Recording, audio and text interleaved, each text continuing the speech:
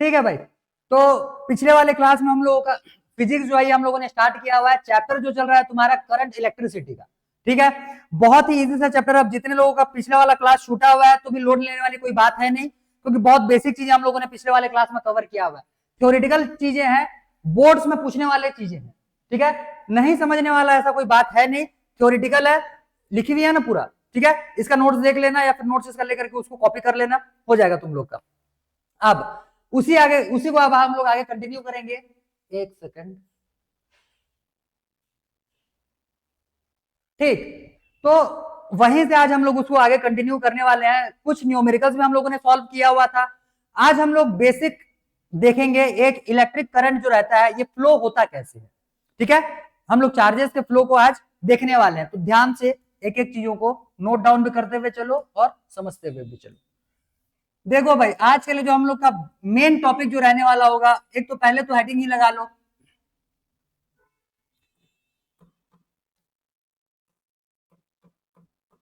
Current through a conductor.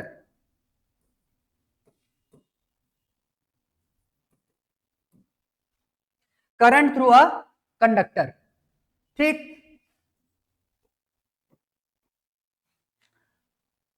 देखो अब समझो ध्यान से। जैसे हमारे आसपास में कोई सा भी अगर मेटल लेकर के चलते हो या फिर कोई सा भी कंडक्टर लेकर के चलते हो, ठीक, तो कंडक्टर अगर लेकर के चलते हो, ध्यान से, कंडक्टर के पास में फ्री इलेक्ट्रॉन्स होते हैं। ठीक है, कंडक्टर के पास फ्री इलेक्ट्रॉन्स होते हैं। जैसे कोई सा भी एक मेटल का मान लो हम लोगों ने यहाँ पे एक वायर लिया हुआ है, इसके पास में बहुत सारे क्या हो जाएंगे, एटम्स हो जाएंगे।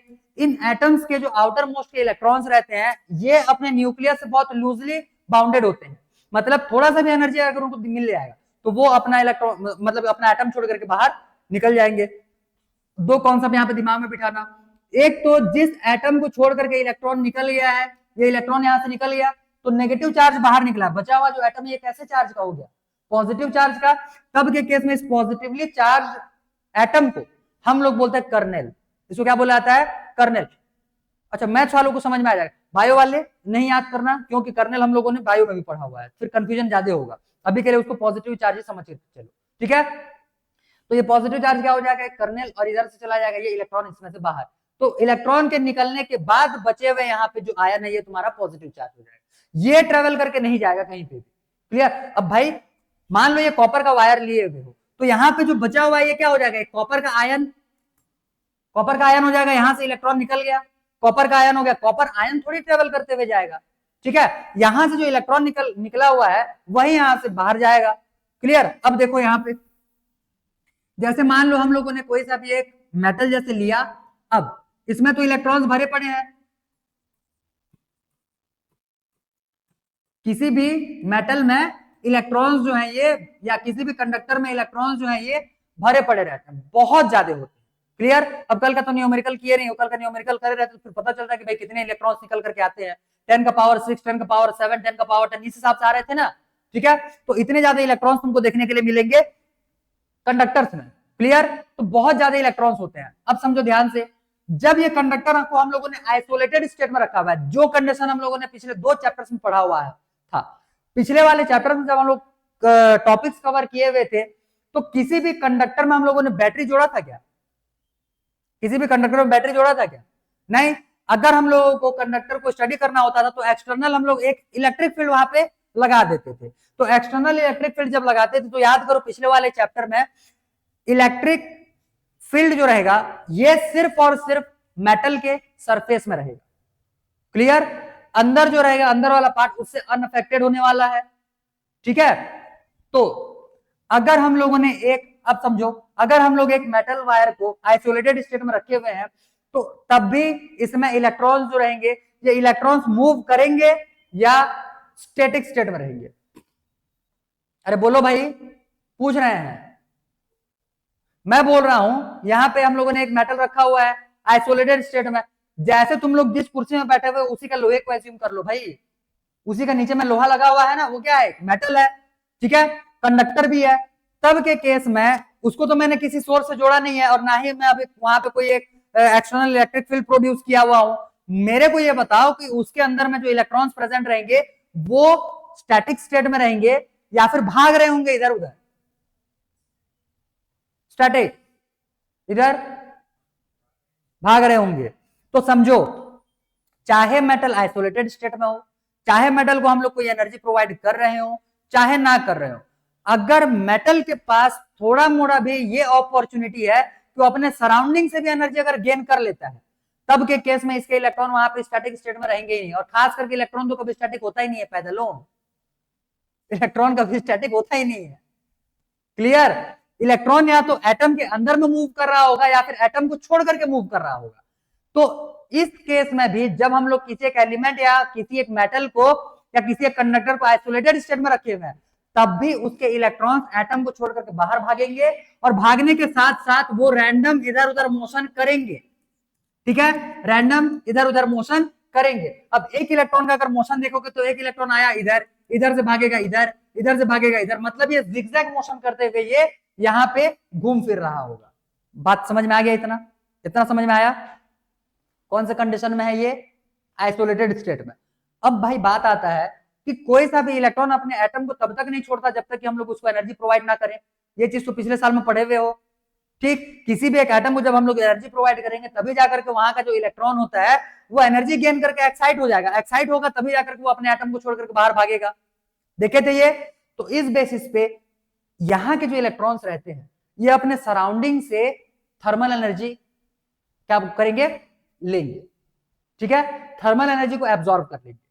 क्योंकि समझो, ये तो एक पूरा का पूरा मेटल हो गया, मेटल का ये इनर पार्ट हो जाएगा और ये हो जाएगा पूरा का पूरा इसका सराउंडिंग। तो जाहिर सी बात है कि inner part of the metal जो है ये सराउंडिंग के कंपैरिजन में कम टेम्परेचर में होगा। ठीक है, अब इस लोहे का, जो लोहे में बैठे हुए हो रॉड का अगर पूरा का पूरा काटोगे तो उसका जो इनर मोस्ट पोर्शन रहेगा वो तुमको सबसे ठंडा मिलने वाला रहेगा। क्लियर? बोलने भाई वहां तक हीट ही कहां पहुंच रहा है? किसी भी टाइप से नहीं पहुंचेगा। हीट पहुंचाने के लिए मीडियम क्या हो सकता है? किसी को हम लोग लाइट के सामने में रख दें या किसी को हम लोग ऐसे जगह पे रख दें जहां का टेम्परेचर उससे ज्यादा हो, तब जाकर के हीट का ट्रांसफर वहां पे पॉसिबल हो पाएगा। क्लियर? अब उतने अंदर तक हीट जाएगा कैसे? ना वहां तक लाइट पहुंच रहा है, ना वहां तक हम लोग कोई रेडिएशन भेज रहे हैं, ना वहां को हम लोग कोई सोर्स एनर्जी प्रोवाइड कर रहे हैं। तो जाहिर सी बात है भाई, इनर पार्ट जो रहेगा मेटल का वो कैसे रहेगा? कम कम हीट का रहेगा। मतलब उसको, उसके पास हीट एनर्जी अभी कम है और उसके कंपैरिजन में पूरे सराउंडिंग का हीट एनर्जी ज्यादा होगा। तो जाहिर सी बात है एनर्जी का फ्लो भी कैसे होता है? हायर एनर्जी से लोअर एनर्जी की तरफ। तो सराउंडिंग से ये हीट एनर्जी को क्या करेंगे? एब्जॉर्ब करेंगे और इसी को बोलते हैं थर्मल एनर्जी। थर्मल एनर्जी बोलो या फिर हीट एनर्जी बोलो। तो कोई सा भी आइसोलेटेड मेटल भी जो है ये, हाँ अच्छा एरो है, ठीक है, कोई सा भी आइसोलेटेड मेटल भी जो रहता है ये थर्मल एनर्जी को अपने सराउंडिंग से एब्जॉर्ब करके अपने इलेक्ट्रॉन्स को अपने अंदर में मोशन करवाते रहता है। जो यहाँ पे इलेक्ट्रॉन अंदर में हीट एनर्जी को एब्जॉर्ब करके मोशन कर रहे होंगे, इनका मोशन रैंडम डायरेक्शन में होगा और किस टाइप का होगा बोलने से? जिगजैग मोशन होगा। बात इतना समझ में आ गया? इतना समझ में आ गया? अब करेंगे क्या? मान लो मैंने यहाँ पे एक एक्सटर्नल इलेक्ट्रिक फील्ड अप्लाई कर दिया या फिर मैंने इसको एक एनर्जी सोर्स से जोड़ दिया। जब हम लोगों ने इसको इलेक्ट्रिक सोर्स से जोड़ दिया है, अब इधर वाला टर्मिनल कैसे बन जाएगा? ये पॉजिटिव। इधर वाला टर्मिनल ये कैसे बन जाएगा? नेगेटिव।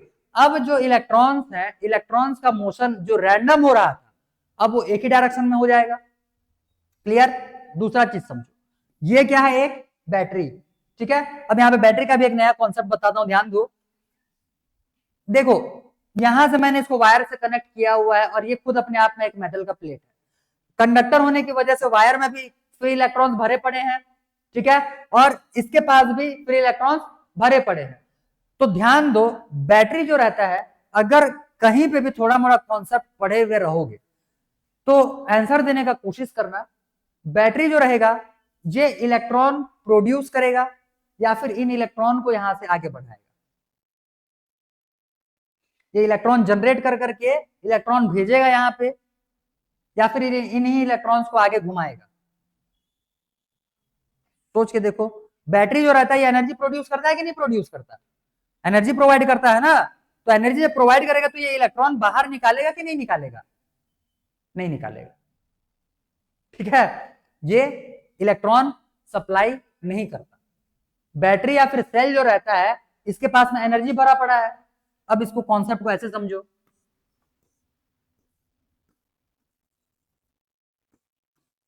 यहां पे एक बल्ब हम लोगों ने लिया हुआ है, ठीक, इसको मैंने जोड़ दिया यहां से बैटरी, बैटरी से कनेक्ट कर दिए, वायर लगे हुए हैं यहाँ पे, इसके पास भी क्या बोलना चाहिए, कंडक्टर है भाई, है तब ना वहां पे इलेक्ट्रिसिटी पहुंचेगा, ठीक है।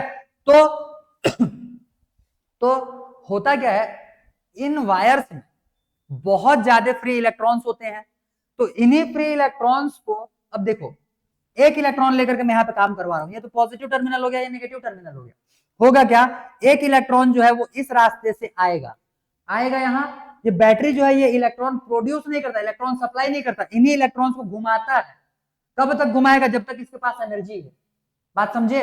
होता क्या है, ये इलेक्ट्रॉन यहां से आएगा, आने के बाद इस बैटरी के पास पहुंचा, बैटरी इसको एनर्जी सप्लाई दी, इलेक्ट्रॉन सप्लाई नहीं दिया, क्या दिया हुआ है, एनर्जी, इस एनर्जी को लेकर के ये इलेक्ट्रॉन भागेगा और भाग करके आएगा इस बल्ब के पास, जैसे इस बल्ब के पास आएगा, उसका रेजिस्टेंस होने की वजह से वो उसको एनर्जी को क्या कर लेगा, गेन कर लेगा, एनर्जी गेन करने के बाद अब क्या हो गया, ये उसी एनर्जी को लाइट के फॉर्म में एमिट करेगा, वापस से ये जो इलेक्ट्रॉन यहाँ पे पहुंचा था, अब इसको ये पॉजिटिव चार्ज फिर खींचेगा अपने तरफ, ये तब तक उसको खींचते रहेगा जब तक इसके पास क्या होगा, एनर्जी होगा भाई, बात समझे। तो बैटरी या सेल जो रहता है ये इलेक्ट्रॉन का सप्लाई नहीं देता, करता क्या, ये इलेक्ट्रॉन को घुमाता है, उसको एनर्जी दे करके घुमाता है, बात क्लियर हुआ, ये कॉन्सेप्ट दिमाग में बिठाते हुए चलना आगे। तो अब देखो यहां से ये जो बैटरी है ये करेगा क्या, यहां से ये इलेक्ट्रॉन्स को घुमाना अब चालू करेगा भाई, क्लियर, ये अब इसको क्या दे रहा है, एनर्जी प्रोवाइड कर रहा है, तो सारे के सारे इलेक्ट्रॉन्स जो हैं ये भागना चालू करेंगे किसके तरफ, इसके तरफ। अब ध्यान दो, जब मैंने इसको एक इलेक्ट्रिक फील्ड दिया, जब इसको मैंने बैटरी सोर्स से कनेक्ट किया, बोलने का मतलब इसको मैंने इलेक्ट्रिक फील्ड प्रोवाइड कर दिया, जैसे ही इसको मैं एक इलेक्ट्रिक फील्ड दूंगा, इलेक्ट्रिक फील्ड देने की वजह से इस पे एक फोर्स लगेगा, इलेक्ट्रॉन्स पे इनके एक फोर्स लगेगा, कौन बताएगा कितना फोर्स लगेगा, क्या फोर्स लगेगा,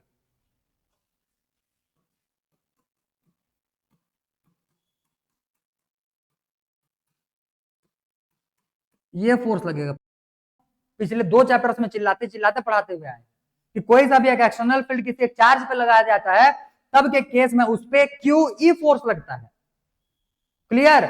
और यहाँ पे क्या है, क्यू की जगह पे क्या आएगा, चार्ज, चार्ज मतलब कौन सा, एक इलेक्ट्रॉन, तो क्यू की जगह पे क्या ले लिया हम लोगों ने, एक इलेक्ट्रॉन ले लिया, और ई जो है ये इलेक्ट्रिक फील्ड था भाई, बात इतना समझ में आ गया। अब अगर इस पे इलेक्ट्रिक फील्ड लगाने के बाद इस पे एक फोर्स लग रहा है, तो अगर किसी ऑब्जेक्ट में हम लोग कंटिन्यूअस फोर्स लगाते हैं तो उस पे एक एक्सेलरेटेड मोशन आ जाता है, मतलब वो जो ऑब्जेक्ट रहेगा वो उसमें एक्सेलरेशन आ जाएगा, ठीक है।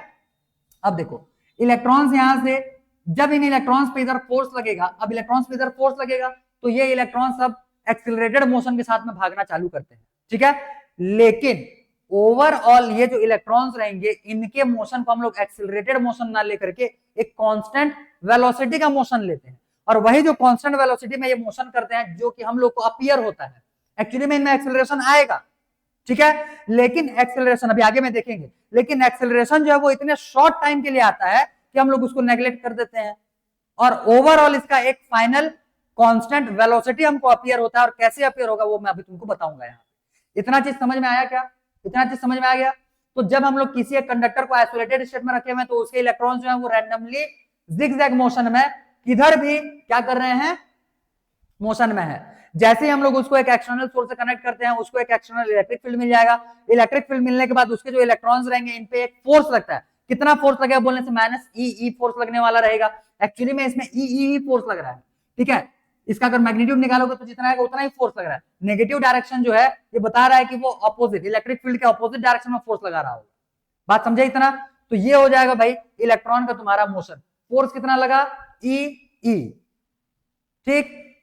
तो फोर्स लगने की वजह से इस पे क्या आता है, एक्सेलरेशन, तो एक्सेलरेशन भी तो कुछ होगा भाई, अगर फोर्स लग रहा है इस पे इतना तो एक्सेलरेशन कितना लगेगा इस पे, acceleration is equal to force divide by mass, F by M, F का वैल्यू कितना है minus E divide by M, ये हो जाएगा एक्सेलरेशन का वैल्यू जो कि हर एक इलेक्ट्रॉन को आफ्टर एक्सटर्नल फील्ड लगाने के बाद फोर्स प्रोवाइड कर रहा होगा। आया बात इतना समझ में, क्लियर, ठीक है। चलो इतने में से कुछ लिखने लायक हो तो लिख लो, ये है करंट थ्रू अ कंडक्टर, एक कंडक्टर से करंट कैसे फ्लो कराएंगे, लिख लोगे कि लिखवा दें? जो भी तामझाम यहाँ पे बताया अभी, लिख लोगे कि लिखवा दें? क्योंकि यहां से थ्योरी बेस्ड, यहां से क्वेश्चन नहीं आएगा, सिंपल सी बात है। ये कॉन्सेप्चुअल पार्ट था, तो इसीलिए मैंने इसको स्टेटमेंट में नहीं लिखा हुआ है, ठीक है।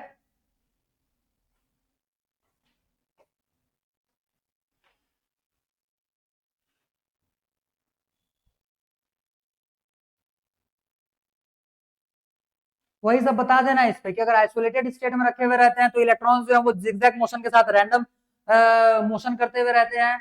जैसे हम लोग उसको इलेक्ट्रिक सोर्स प्रोवाइड करेंगे, फिर उसमें एक एक्सटर्नल इलेक्ट्रिक फील्ड लग जाएगा, जिसके वजह सारे के सारे इलेक्ट्रॉन्स का जो मोशन है वो पॉजिटिव के तरफ डायरेक्टेड हो जाएगा, ठीक। और इलेक्ट्रॉन्स जो है वो एक ही डायरेक्शन में भागना चालू करेंगे, और इस तरीके से फिर चार्ज का यहाँ पे फ्लो होना स्टार्ट होगा। और इलेक्ट्रिक फील्ड की वजह से इस पे एक एक्सटर्नल फोर्स लगने वाला है। फोर्स का जो वैल्यू है ये क्यूई बोलने का मतलब माइनस ई हो जाएगा, जिसकी वजह से इस पे एक एक्सेलरेशन लग रहा होगा, और एक्सेलरेशन का जो वैल्यू है ये कितना आ जाएगा, minus E divide by M. हो गया क्या? हो गया इतना? बस अब इसके बाद हम लोग ये हलवा पूरी टाइप का टॉपिक था, इसी वजह से मैंने इसको हवाबाजी में निकाल दिया। अब जो टॉपिक है तुम्हारा मोस्ट इंपॉर्टेंट बोर्ड के पॉइंट ऑफ व्यू से भी और कॉम्पिटिटिव के लिए तो है ही है, तो बोर्ड के लिए तो इसको तुमको एनी हाउ पूरा डेरिवेशन इसका याद रखना है। अगला हेडिंग लगाओ सीधा, ड्रिफ्ट वेलोसिटी। अब हम लोग समझेंगे कि यहाँ पे जो इलेक्ट्रॉन्स हैं इनका मोशन हो कैसे, ये है तुम्हारे लिए मोस्ट इंपॉर्टेंट टॉपिक।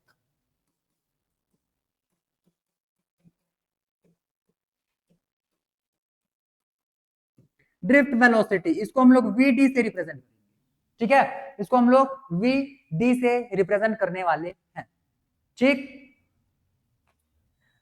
अब मैं यहाँ पे पहले तुमको पहले कॉन्सेप्ट समझा रहा हूं, इसके बाद फिर हम लोग इसको डिराइव करेंगे, तो पहले कॉन्सेप्ट्स को ध्यान से समझो। जैसे ये हम लोगों ने ले लिया एक मेटल का प्लेट, इसमें अभी मैं बहुत सारे इलेक्ट्रॉन ना लेकर के सिर्फ एक लौता इलेक्ट्रॉन लेकर के यहाँ पे मैं काम करूंगा। तो एक इलेक्ट्रॉन लिए ये, अब यहाँ पे ये जो है ये कर्नेल भरे पड़े, बोलने का मतलब एटम्स पॉजिटिवली चार्ज जो आयंस हैं वो यहाँ पे भरे पड़े इस टाइप से। इतना समझ में आ गया? आगे देखो, अब ये जो इलेक्ट्रॉन है, अब जैसे ही मैं इसको एक्सटर्नल सोर्स से कनेक्ट करूंगा, उल्टा लेते हैं, ये पॉजिटिव ये नेगेटिव अभी, ठीक है, क्योंकि इलेक्ट्रॉन उधर भगाएंगे, अब इधर बनाते हैं इलेक्ट्रॉन उधर भगाएंगे भाई।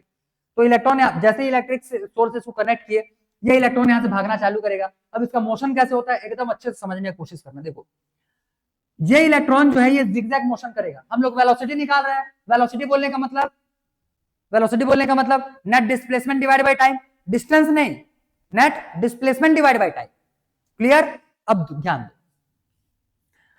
ये इलेक्ट्रॉन को मतलब कि जब इसको हम लोगों ने एक्सटर्नल इलेक्ट्रिक फील्ड प्रोवाइड किया है, ये इलेक्ट्रॉन पे फोर्स लगेगा, जैसे ही फोर्स लगेगा ये भागना चालू करेगा। मान लो ये भागता है इधर, अब ये इससे कोलाइड करेगा। अब कोलाइड करने का मतलब सीधा ऐसे टक्कर मारना नहीं होता, कोलाइड करने का मतलब होता है इंटरेक्ट करना। इंटरेक्ट करने का मतलब होता है दूसरे वाले ऑब्जेक्ट से इंफ्लुएंस होना। अब जैसे मान करके चलो यहाँ पे मैंने एक एटम रखा हुआ है, ये एक एटम हो गया, एक इलेक्ट्रॉन इसके बाहर में घूम रहा होगा, आउटर मोस्ट का इलेक्ट्रॉन चलो बाहर भाग चुका है, तो इलेक्ट्रॉन जो इसके बाहर में घूम रहा होगा वो इस इलेक्ट्रॉन को अपने पास बुलाएगा कि रिपेल करेगा? रिपेल करेगा, सीधी सी बात है। तो मान लो ये वो एटम है, पॉजिटिवली चार्ज एटम है, इलेक्ट्रॉन आ रहा है, इसके बाहर में इलेक्ट्रॉन घूम रहे हैं, जैसे ये इलेक्ट्रॉन आएगा ये इसको क्या कर देगा, रिपेल कर देगा, तो ये इससे ऐसे करके भाग जाएगा।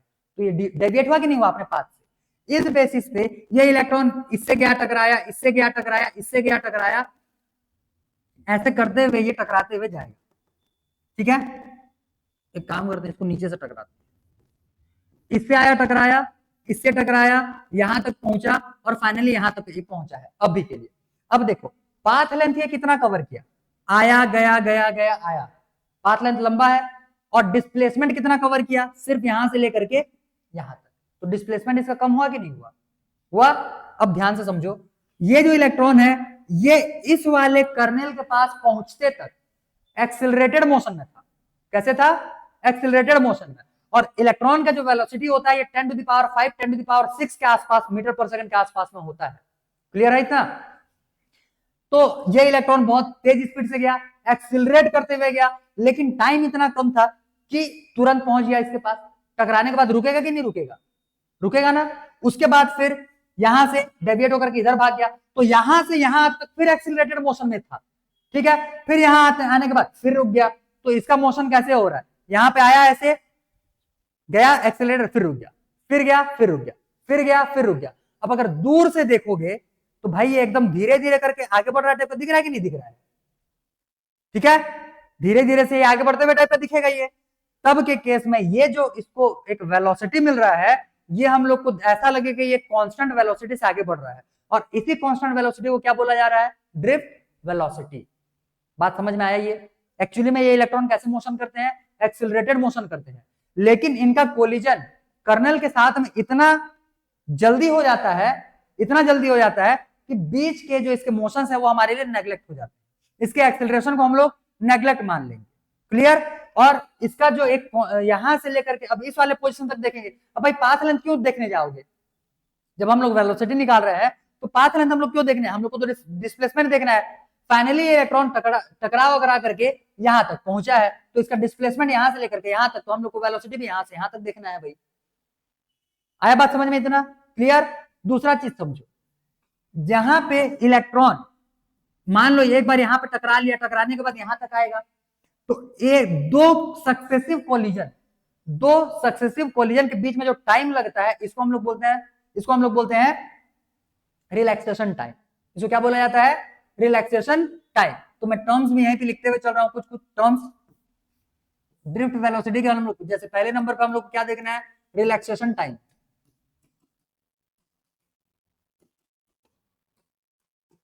इसको रिप्रेजेंट करेंगे हम लोग टाउ से। याद रखना पिछले वाले चैप्टर्स में हम लोगों ने टॉर्क को भी टाउ से ही रिप्रेजेंट किया हुआ।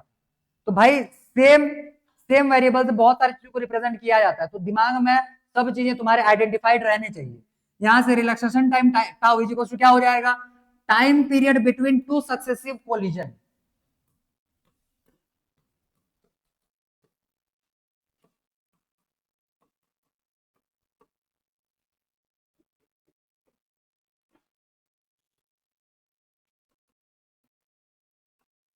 Time period between two successive collision, ठीक है। इसको हम लोग बोलते हैं क्या चीज, रिलैक्सेशन टाइम। दूसरा चीज समझो, यहां से लेकर के यहां तक का अगर इलेक्ट्रॉन जाएगा तो ये बीच में और कोई ऑब्स्टेकल है क्या, मतलब बीच में और कोई रुकावट है क्या, इसका नहीं है। तो यहां से लेकर के यहां एक मतलब दो कोलिजन के बीच में जो रास्ता बना हुआ है ये खाली रास्ता है, ठीक है। तो इसको बोलते हैं फ्री पाथ। क्या बोलते हैं इसको, फ्री पाथ। तो इसको बोलेंगे फ्री पाथ, और इसका जो लेंथ रहेगा उसको क्या बोलते हैं, फ्री पाथ लेंथ, क्लियर। तो ये second number, free path length.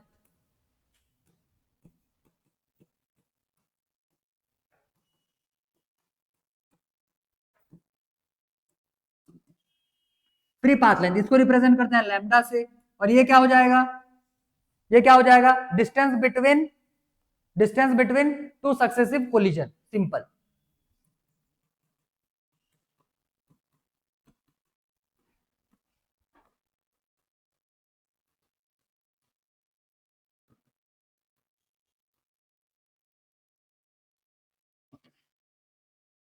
इतना समझ में आ गया होगा, क्लियर है। तो इसके बाद भाई अब हम लोग बढ़ेंगे ड्रिफ्ट वेलोसिटी के डेरिवेशन की तरफ। तो ध्यान से समझते हुए चलना। अब मैं यहाँ पे थोड़ा सा एक और नया कॉन्सेप्ट लेकर के आता हूँ। यहाँ पे तो हम लोगों ने एक इलेक्ट्रॉन देखा हुआ था, अब हम लोग ड्रिफ्ट वेलोसिटी की तरफ आगे बढ़ते हैं। तो ड्रिफ्ट वेलोसिटी किसी एक इलेक्ट्रॉन को लेकर के नहीं होने वाला। अब पहले समझो कि जब हम लोगों ने इस मेटल को आइसोलेटेड स्टेट में रखा हुआ है, जब हम लोगों ने इस मेटल को आइसोलेटेड स्टेट में रखा हुआ है, एक सेकेंड, इसको आइसोलेटेड स्टेट में रखा हुआ है, तब के केस में इनके जो इलेक्ट्रॉन्स होंगे भरे पड़े रहेंगे यहाँ पे इलेक्ट्रॉन्स। मान लो ये कि अब सारे जितने गोला बनाए हुए हैं सबको इलेक्ट्रॉन एज्यूम कर लो अभी के लिए, ठीक है। तो ये भी इलेक्ट्रॉन, ये भी इलेक्ट्रॉन, ये सारे के सारे क्या है, इलेक्ट्रॉन्स है। अब अगर इसको हम लोग आइसोलेटेड स्टेट में रखे हुए हैं, मान करके चलो कि ये जो इलेक्ट्रॉन्स है, क्योंकि इनका सबका इनिशियल वेलोसिटी कुछ एक होगा, इनका कुछ ना कुछ एक इनिशियल वेलोसिटी होगा। मान लेते हैं इसका वेलोसिटी है u1, इसका वेलोसिटी है u2, इसका वेलोसिटी है u3, ऐसे करते हुए n इलेक्ट्रॉन्स के इनिशियल वेलोसिटीज un हो जाएंगे, ठीक है। तो यहां पे हम लोग निकालते हैं u एवरेज। क्या निकाल रहे हैं हम लोग, u एवरेज, यू एवरेज बोलने का मतलब सभी इलेक्ट्रॉन्स का इनिशियल वेलोसिटी, ठीक है। तो यू एवरेज यहां पे कितना आ जाएगा, यू एवरेज कितना हो जाएगा, u1 plus u2 plus u3 ऐसे करते हुए ये un तक जाएगा, डिवाइड बाई n, जितने नंबर ऑफ इलेक्ट्रॉन्स है वो आ जाएगा यहाँ पे, और इसका जो वैल्यू हो जाएगा भाई ये हो जाएगा 0, क्योंकि आइसोलेटेड स्टेट में नेट वेलोसिटी जो आएगा वो कितना आएगा, 0। वो इधर भाग रहा है इधर भाग रहा है, मान लो ये इलेक्ट्रॉन जो है ये इधर गया इधर आया इधर घूम फिर करके वापस यही पॉइंट पे पहुंच गया, वेलोसिटी कितना हो गया, 0, ठीक है। तो दुनिया के वो कहीं पे भी घूम जाए, डिस्टेंस वो कवर करेगा, पाथ लेंथ तो कवर करेगा, लेकिन नेट वेलोसिटी जो रहेगा वो क्या हो जाएगा, इसका 0 हो जाएगा। कब, जब इसको हम लोगों ने आइसोलेटेड स्टेट में रखा हुआ है, ठीक है, ठीक है। तो इसको मान लो इक्वेशन नंबर 1। अब जब इसको हम लोगों ने एक एक्सटर्नल इलेक्ट्रिक फील्ड से कनेक्ट कर दिया, जब हम लोगों ने अब इसको एक एक्सटर्नल इलेक्ट्रिक फील्ड से कनेक्ट कर दिया है, तब के केस में उस पर अब फोर्सेस लगना चालू होंगे। अब हर एक इलेक्ट्रॉन पे जो फोर्स लगेगा वो लगेगा F is equal to minus E, हर एक इलेक्ट्रॉन पे, क्योंकि भाई ये तो एक कांस्टेंट इलेक्ट्रिक फील्ड प्रोड्यूस कर रहा होगा ना, ठीक है। तो हर एक इलेक्ट्रॉन का चार्ज है इतना, इलेक्ट्रिक फील्ड का वैल्यू जो है वो है इतना, तो हर एक इलेक्ट्रॉन पे फोर्स कितना लगेगा, माइनस ई, तो हर एक इलेक्ट्रॉन का एक्सीलरेशन कितना हो जाएगा, A is equal to minus E divide by M, आएगा इतना, ठीक है। अब आगे देख, हम लोग को क्या निकालना था, इसको एक काम करते हैं थोड़ा सा साइड में लिखते हैं, ये कौन से कंडीशन के लिए था, for isolated condition,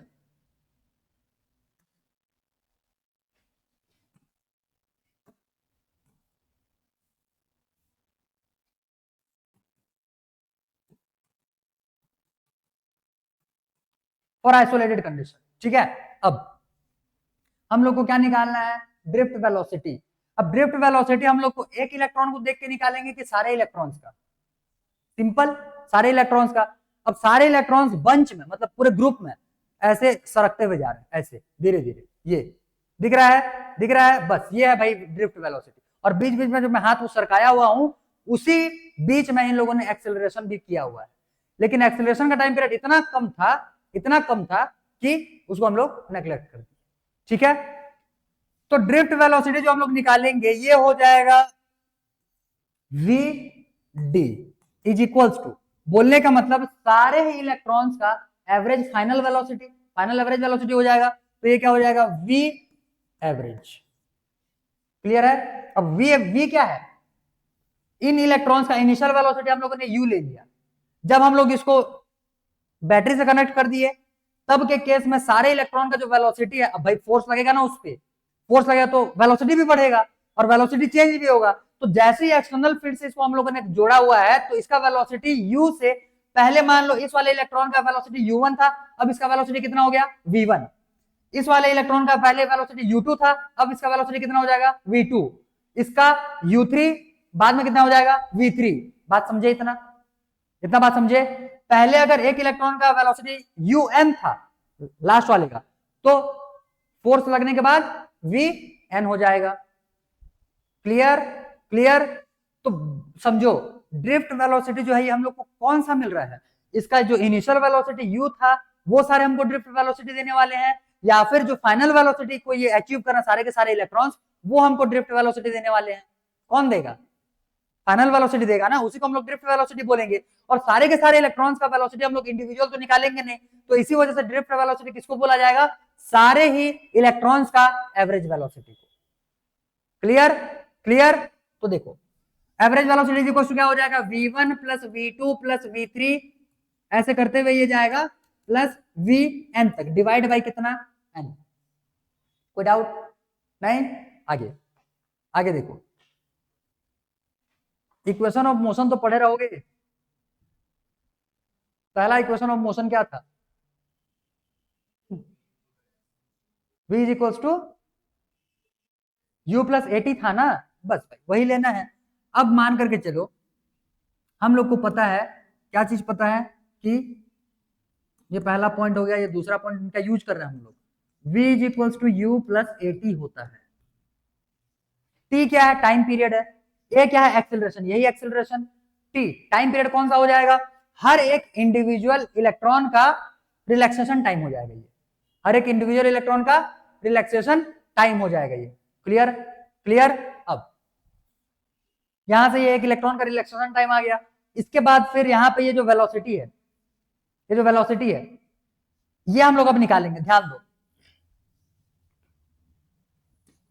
V average equals to v1 का वैल्यू वहां से उसको पुट करके निकाल सकते हो, क्या हो जाएगा u1 प्लस ए चेंज नहीं होगा, ए चेंज नहीं होगा क्योंकि सारे इलेक्ट्रॉन्स का एक्सेलरेशन जो है ये वही लग रहा है, तो ए चेंज नहीं होगा। यहाँ पे क्या चेंज करेंगे हम लोग, v1 ये हो जाएगा, v1 के लिए क्या हो जाएगा u1 प्लस ए टाउ1। टाउ1 क्या है यहाँ पे, रिलैक्सेशन टाइम।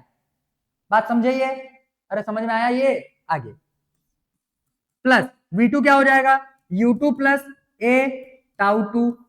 ऐसे करते हुए ये जाएगा un plus a tau n और होल डिवाइड बाई कितना है n। यहां तक समझ में आ गया। अब मैं यहां पे डायरेक्ट लिख रहा हूं, कैसे लिख रहा हूं ध्यान दो पहले। यहां पे ये हो जाएगा vd या फिर v average is equal to u1 plus u2 plus un तक डिवाइड बाई n। अलग हो जाएगा ये, तो इसको मैं अलग लिखता हूं u1 प्लस u2 प्लस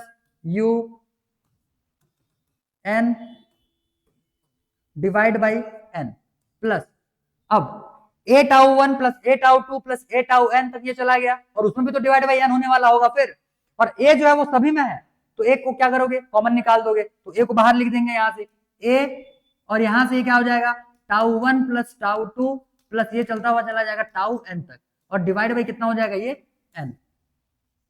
यहां तक समझ में आ गया, यहां तक समझ में आ गया। अब इसको अब आगे कंटिन्यू कर, इसका वैल्यू इक्वेशन 1 से हम लोगों ने कितना निकाला है, निकाल दिए, ये हो गया 0। यहां पे ये जो टाउ 1 टाउ 2 टाउ n तक लिए हुए हैं इसको हम लोग बोलते हैं, इसको हम लोग बोलते हैं मीन रिलैक्सेशन टाइम। इसको क्या बोला जाएगा, मीन। मीन का मतलब एवरेज, और ये रिलैक्सेशन टाइम है सभी के, तो रिलैक्सेशन टाइम का ये एवरेज निकाल लिए, तो ये क्या होता है मीन रिलैक्सेशन टाइम। आया बात समझ में, नीचे में लिख लेना इसको, मीन रिलैक्सेशन टाइम बोलते हैं इक्वल्स टू, तो mean relaxation time is equals to यहां से हम लोग सब को मिला करके टाउ बोलते हैं, क्या बोलेंगे यहाँ पे टाउ। तो ये क्या हो जाएगा, इसका वैल्यू हो गया 0, vd is equals to 0 plus a tau वहां पे बचेगा सिर्फ, ए का वैल्यू वहां दिख रहा है और टाउ का तो टाउ ही रखना है तुमको, क्या आ जाएगा यहां से vd इज इक्वल्स टू 0 गया, ए का वैल्यू कितना minus e tau divide by m. Clear, क्या आया vd का value minus e capital e tau divide by m. समझ में आया इतना, आया। ये है तुम्हारा ड्रिफ्ट वेलोसिटी, इसका ये एक फॉर्म है, एक फॉर्म और देखेंगे, इसको लिखो पहले। हो गया, हो गया पूरा, ठीक है। देखो भाई, तो यहां से हम लोग का vd का वैल्यू क्या आया हुआ है minus e tau divide by M, ये एक फॉर्मूला हो गया। एक फॉर्मूला इसका हम लोग और डिराइव करेंगे। आज तो फिलहाल मैं तुमको जो बता रहा हूं उसको एज इट इज लिख लो, क्योंकि इसके बारे में समझना हम लोग को कल है।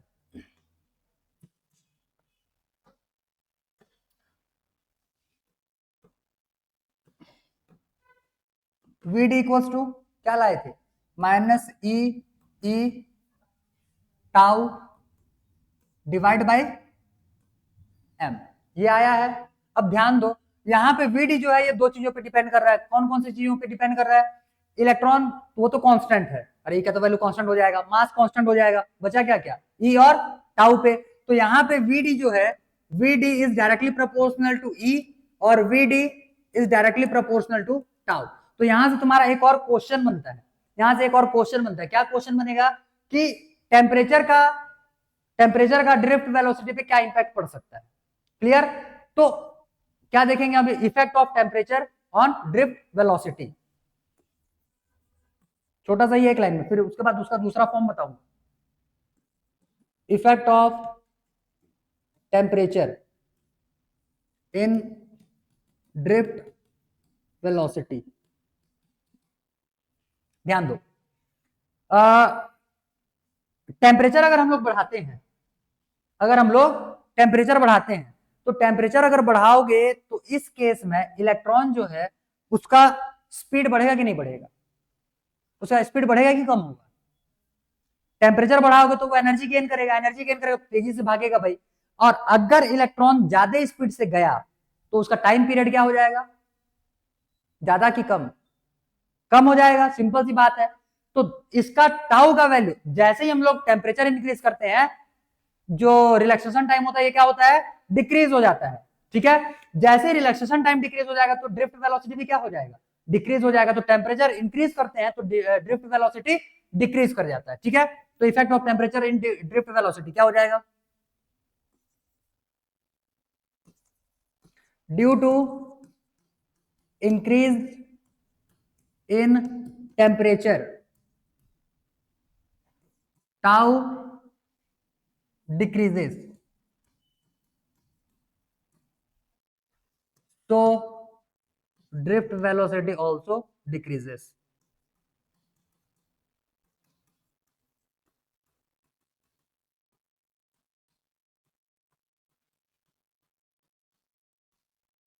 ठीक है, अब इसके लिए हम लोग एक रिलेशन अभी बता रहा हूं मैं तुमको, इसको दिमाग में बिठा लेना। E इज इक्वल्स टू होता है V by L, E is equals होता है V बाई एल। कहां से आया इसको कल एक्सप्लेन करूंगा। अब E is equals to V by l जो आया हुआ है यहाँ पे, हम लोग का फॉर्मूला क्या था VD का, minus E divide by sorry e tau divide by M, ये था। अब भाई ई के जगह पे क्या लिख लेंगे, v, तो ये हो जाएगा minus e v tau divide by m into l, ये है वीडी का दूसरा फॉर्मूला। मैक्सिमम क्वेश्चंस में तुमको ये वाले फॉर्मूले को यूज करना है। ठीक है, मैक्सिमम क्वेश्चंस में तुमको नीचे वाले फॉर्मूले को यूज करना है, क्योंकि पोटेंशियल v यहाँ पे क्या है, v यहाँ पे क्या है, v है पोटेंशियल डिफरेंस।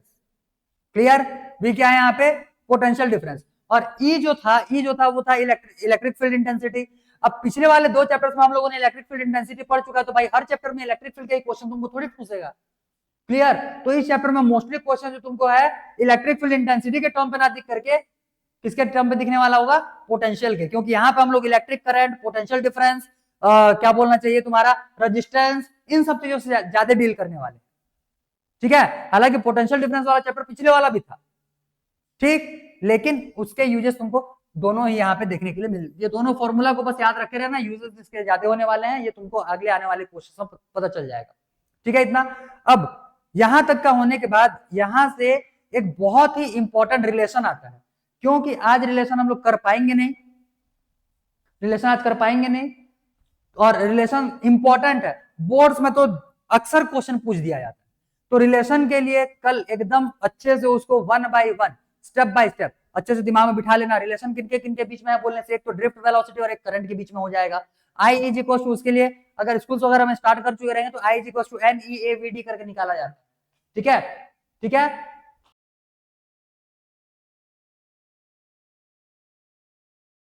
उस हिसाब से वो उनके बीच में एक रिलेशन आने वाला रहेगा। Most most most important relation, उनसे न्यूमेरिकल्स भी पूछते हैं और डेरिवेशंस भी उसका बहुत इंपॉर्टेंट है, और उससे तुमको और भी नए नए फॉर्म्स देखने के लिए मिलने वाले हैं। तो इस वाले चैप्टर में बहुत बेसिक चीजें तुम्हारा दिया हुआ है। क्लियर, उसके डिफरेंट डिफरेंट फॉर्म्स है एक, और थोड़ा सा बस उसको झेलना है। इसके बाद देखो इलेक्ट्रिक करंट तो पिछले क्लास 10 में भी पढ़े हुए थे। ठीक है, इसके बाद फिर तुम्हारा सीधा पहुंच जाएंगे हम लोग ओम्स लॉ पे। ओम्स लॉ भी पढ़े हुए हो, ओम्स लॉ जब पढ़ेंगे तो ओम्स लॉ में क्या आ जाएंगे, फिर रेजिस्टेंस आ जाएंगे, रेजिस्टर्स डिफरेंट डिफरेंट आने वाले रहेंगे। फिर ओम्स लॉ आने के बाद उसमें से रजिस्टर्स जो रहेंगे उनका अलग अलग कॉम्बिनेशन देखना है, फिर सीरीज कॉम्बिनेशन, पैरेलल कॉम्बिनेशन। तुमको मैंने पिछले वाले चैप्टर का, कैपेसिटेंस चैप्टर का अरेंजमेंट वाले कितने क्वेश्चंस करवाया था, 8-10 क्वेश्चन किए हैं क्या, चेक कर तू कॉपी में एक बार, तू कॉपी भेज दी क्या, अच्छा वो अलग है, ठीक, बढ़िया, वेरी गुड, ऐसे बनाया करो। आज के लिए इतना ही देखते हैं, क्योंकि और ज्यादा करेंगे तो फिर भेजे से उतरते हुए चलेगा वो। चलो।